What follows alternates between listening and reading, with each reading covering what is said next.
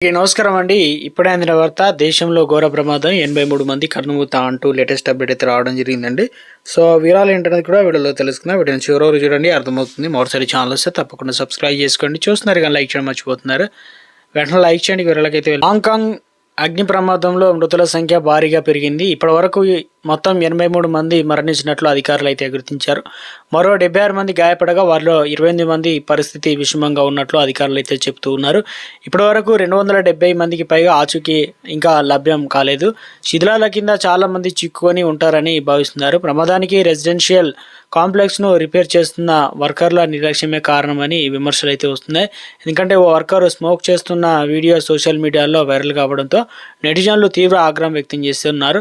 ఇదిలా ఉంటే తాయిపో జిల్లాలోని ఈ భారీ భవన సముదాయం మరమ్మతులు చేస్తుండగా ప్రమాదం చోటు చేసుకుంది. 7 బ్లాకులు వేగంగా మంటలు వ్యాపించాయి. 304 ఫైర్ ఇంజన్లు, రెస్క్యూ వాహనాలు రెస్క్యూ ఆపరేషన్లో పాల్గొన్నాయి. భవనంలో వెదురు బొంగలు, గ్రీన్ మెష్ వల్ల ప్రమాదం తీవ్రత పెరిగినట్లు అధికారులు అయితే ప్రాథమికంగా నిర్ధారించారు. ఇంకా ఈ కాంప్లెక్స్లో మొత్తం 4600 మంది నివసిస్తున్నారు.